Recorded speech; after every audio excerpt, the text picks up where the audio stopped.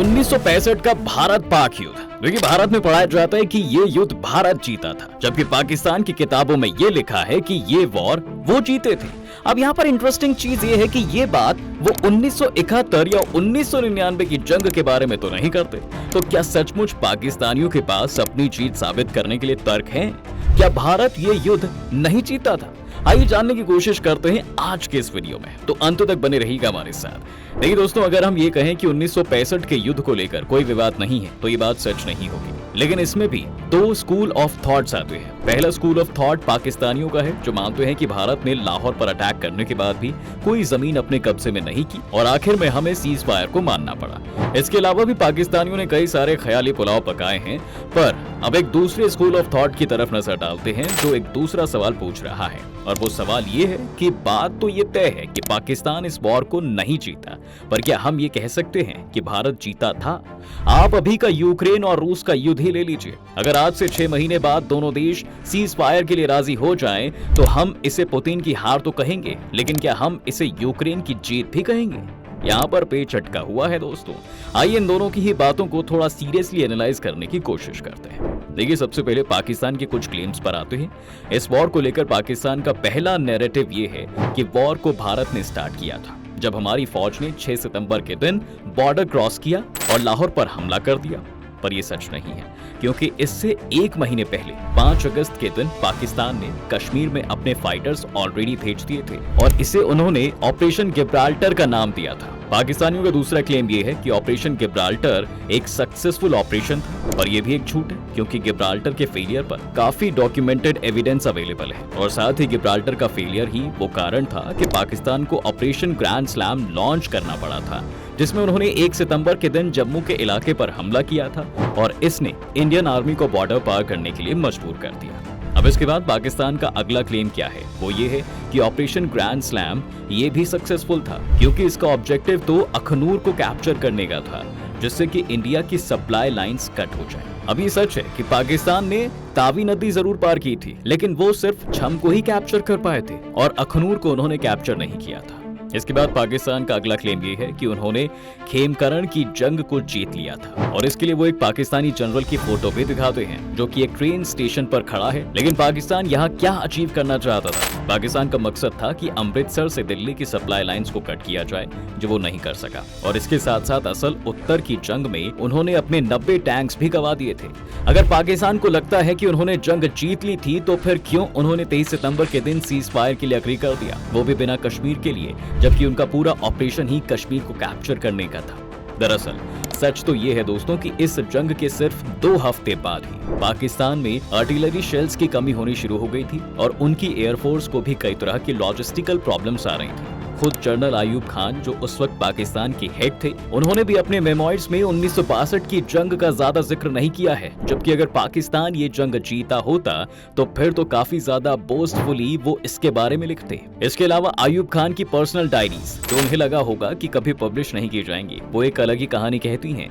उनमें ये साफ दर्ज है कि उनके एडवाइजर्स और जुल्फिकार अली भुट्टो ने उन्हें अश्योर किया था कि जंग कश्मीर तक ही सीमित रहेगी और भारत कभी भी इंटरनेशनल बॉर्डर क्रॉस नहीं करेगा। अब इसके साथ साथ जब 6 सितंबर को भारत का हमला हुआ, तब 1/4 पाकिस्तान आर्मी छुट्टी पर थी। इसके अलावा नेवी और एयरफोर्स से भी कंसल्ट नहीं किया गया था, जिस वजह से वो भी काफी अनप्रिपेयर्ड ही थे।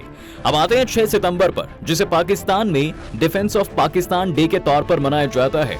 ये सच है दोस्तों कि भारत ने जब लाहौर पर हमला किया था, तो पाकिस्तान की इन्फेंट्री और एयरफोर्स ने वहां पर भारत के सामने बड़ी बहादुरी से लड़ाई की थी, और इसकी वजह से हमारी फोर्सेस को चविंदा की तरफ से जाकर सियालकोट को थ्रेटन करना पड़ा था, और वहां पर भी उनकी आर्मर डिवीजन और एयरफोर्स ने खुद को अच्छे से डिफेंड किया था, जिस वजह से इसे एक ड्रॉ माना जाता है। क्योंकि काफी मिलिट्री हिस्टोरियंस और पंजाब के पूर्व मुख्यमंत्री कैप्टन अमरिंदर सिंह ने भी ये कहा है कि भारत का मकसद लाहौर को कैप्चर करना नहीं था, क्योंकि अगर हम लाहौर कैप्चर कर भी लेते तो वहां पर हमें अपनी पोजीशन को बरकरार रखने के लिए और ज्यादा ट्रूप्स की जरूरत पड़ती। जबकि सच तो ये है कि लाहौर पर अटैक करके इंडियन आर्मी पाकिस्तान के रिसोर्सेज को 2 जगह डिवाइड करना चाहती थी।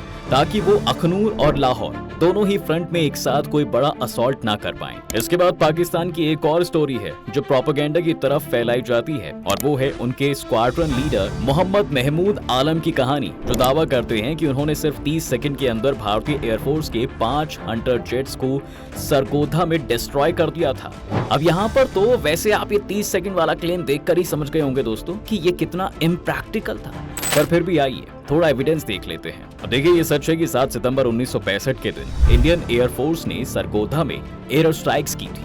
पीएएफ की 50% कॉम्बैट स्ट्रेंथ वहां की एक बेस पर ही लोकेटेड थी और आईएएफ का ये प्लान था कि उस बेस को ही उड़ा दिया जाए। अब पाकिस्तान ने आलम द्वारा गिराए गए प्लेन्स के पायलट्स के नाम भी रिलीज किए थे, जो कि कक्कर, देवाया, भागवत, गुहा और बरार थे। अब इंटरेस्टिंग चीज ये है, ध्यान से सुनिएगा, कि सभी नाम इंडियन एयरफोर्स के अकाउंट्स में भी हैं और इन सभी ने स्ट्राइक्स में हिस्सा भी लिया था। लेकिन पीएएफ का मानना है कि तीसरी स्ट्राइक के दौरान इन सभी को आलम ने शूट किया था, जबकि वो तीसरी नहीं, चौथी स्ट्राइक थी। पर अगर हम अपने ही रिकॉर्ड्स को देखें तो हमें पता चलता है कि देवाया जो थे वो पहले स्ट्राइक का हिस्सा थे, कक्कर तीसरी स्ट्राइक में थे, गुहा छठी स्ट्राइक में थे और भागवत और बरार चौथी स्ट्राइक में शामिल थे। ये पॉसिबल ही नहीं है कि एक ही स्ट्राइक के दौरान आलम ने इन 5 लोगों को एक साथ, वो भी 30 सेकंड में शूट डाउन कर दिया हो। आलम की कहानी को दोस्तों पाकिस्तान में इसलिए भी सुनाया जाता है क्योंकि ईस्ट पाकिस्तानी थे और ईस्ट पाकिस्तान जब बांग्लादेश बन गया था तो उनका परिवार वेस्ट पाकिस्तान आ गया, जिस वजह से आलम की इमेज एक ईस्ट पाकिस्तानी देशभक्त की ही थी। तो पाकिस्तान के जो दावे इस वॉर के बारे में हैं, उन्हें तो ध्वस्त करना आसान है, पर अब आता है मुश्किल सवाल, क्या भारत ये युद्ध जीता था? अब आप चाहें तो यहाँ पर ये दिखा सकते हैं कि किस ओर से कितने सैनिक मरे, किसने कितने टैंक्स को मार गिराया, लेकिन उससे कुछ होने वाला है नहीं। वैसे इन पैमानों पर भी भारत पाकिस्तान से आगे ही था। हमने पाकिस्तान से कई गुना ज्यादा लैंड भी कैप्चर किया था, लेकिन फिर भी भारत की तरफ से बहुत ऑब्वियस टैक्टिकल मिस्टेक और मिलिट्री की सीनियर लीडरशिप का कोलैप्स देखा गया था और इससे इंडियन हिस्टोरियंस भी एग्री करते हैं। लेकिन जहां तक जंग जीतने की बात है तो वहां पर ओपिनियन बटा हुआ है, क्योंकि दरअसल भारत का तो इस वॉर में कोई स्टेक ही नहीं था। हमने ये वॉर शुरू ही नहीं की थी। दोनों ही देशों ने सीज फायर पर साइन किया है, तो इसे चाहे आप एक स्टेलमेट, एक ड्रॉ माने, चाहे भारत की जीत माने, ये इस बात पर डिपेंड करता है कि आप इस वॉर को किस पर्सपेक्टिव से देखते हैं। लेकिन पाकिस्तान में कुछ लोग ये क्लेम करते हैं कि अगर सीज फायर ना हुआ होता तो पाकिस्तान ये जंग जीत जाता। ये दावा बिल्कुल गलत है। यूएस के फेडरल रिसर्च डिवीजन ने इस वॉर के अपने एनालिसिस में लिखा है कि अगर ये वॉर आगे चलती तो पाकिस्तान का हारना लगभग तय था। इसके अलावा आरिफ जमाल, जिन्होंने शैडो वॉर्स के नाम से किताब लिखी है, उन्होंने टेरिटरी का हवाला देते हुए कहा है कि जहां भारत ने पाकिस्तान का 740 स्क्वायर माइल्स का एरिया अपने कब्जे में किया था, वहीं पाकिस्तान के गेम्स बस 210 स्क्वायर माइल्स के थे। जॉन के नाम के हिस्टोरियन, जिन्होंने इंडिया आ हिस्ट्री नाम से किताब लिखी है, उन्होंने कहा है कि दोनों ही साइड्स ने इस वॉर की विक्ट्री क्लेम की है, लेकिन भारत के पास खुशी मनाने के ज्यादा रीजंस तो थे। तो सभी लोग ये साफ साफ पॉइंट करते हैं कि पाकिस्तान किसी भी हालत में ये जंग नहीं जीतने वाला था। तो ये सिर्फ मुंगेरी लाल के सपने हैं। अब अगला सवाल आपसे है कि आप 1965 की वॉर को किस तरह देखते हैं? क्या आप इसे एक स्टेलमेट मानेंगे या आप इसे एक जीत के तौर पर देखते हैं? अपनी राय हमें कमेंट्स में जरूर लिखिएगा। उम्मीद है आपको आज के इस वीडियो में काफी कुछ नया मिला होगा। अगर आपको ये वीडियो पसंद आया है तो वीडियो को लाइक करें और आप इस चैनल पर नए हैं तो जाने से पहले चैनल को सब्सक्राइब करना ना भूलें।